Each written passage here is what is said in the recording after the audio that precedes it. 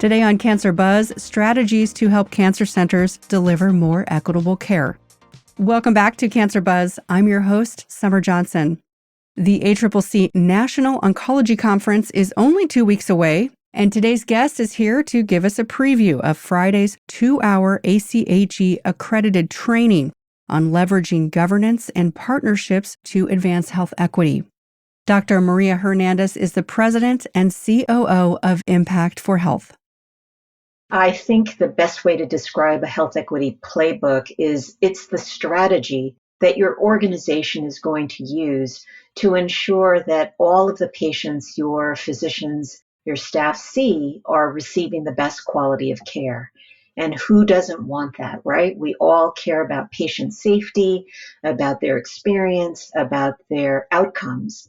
And the fact of the matter is that if we are truly committed to the best quality of care for all, we need a health equity playbook because we need to know the different unique needs of the patients that we serve. And so anytime an organization needs to begin to look at this, we actually start with who are the patients that you need to serve. Tell us about who you're serving, and that will really influence the way your health equity playbook is designed. Dr. Hernandez, what are the key components in a health equity playbook?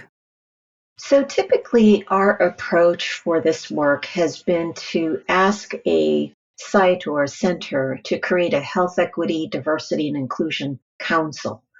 And in the council, we ask that there be individuals who have responsibilities, certainly for patient outcomes, for quality of care, for staff development around culturally effective care, for anyone that is tracking outcomes across the population served. And of course, we do ask that the chief medical officer be part of this. And again, the reason for that is that we're looking at a health equity playbook that's going to have elements that are related to what the patient experiences might be, what are the different protocols that are being used to ensure that those different and unique needs are being met. And we also want to look at how our staff being trained, how our providers being trained to serve those different patients. And ultimately, we also even need to look at whether or not patients are getting follow-up care in the communities where they live and work so that they can continue with the best course of treatment, whether that's in a facility, of course, in follow-up care in some other way. So when you think about a health equity playbook and those that are going to be responsible for it, you really need to shut down the silos that often exist in healthcare and make sure that all those key players are in the room talking about that strategy. How can and should health systems use this playbook to improve care? Well, hopefully we will get to a place in the future where every single health system's strategy for providing the best quality of care always has equity in mind. My best example of that is we all have seen that people write down SMART goals: specific, measurable, attainable, realistic, and tangible or timely. And we've added the IE at the end to make it a SMARTY goal. And that should be specific, measurable, attainable, realistic, timely, inclusive, and equitable.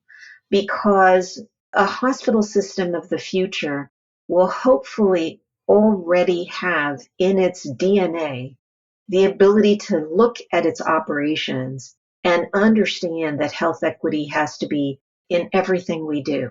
It can't just be a separate person's role or responsibility.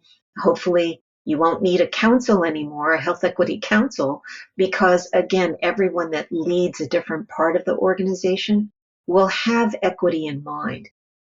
How do you think care teams can respond to challenges around forming their health equity playbook? We all need to have courage at a moment like this. We all need to know that any path towards justice is met with challenges. And I hope that anyone who's really struggling with this understands that there are resources, there's support, there's a lot of additional guidance that they can seek out in order to navigate those concerns and not to give up, because anyone who's in healthcare came into healthcare because they wanted to serve all, and they wanted to make sure any patient got the best care possible. And we know that's not happening in the US right now. And those health equity initiatives and forming those health equity playbooks are the key to ensuring the quality of care for all. Thank you to our guest for joining the show. If you want to hear more about advancing health equity in cancer care, leveraging AI to improve cancer screening and patient outcomes, growing supportive services like nutrition and genetic testing in a community program, and much more, make sure to register for the ACCC 41st National Oncology Conference, which will be held October 9th through the 11th in Minneapolis. Until next time, for the Cancer Buzz team, this is Summer Johnson. This show is a resource of the Association of Cancer Care Centers.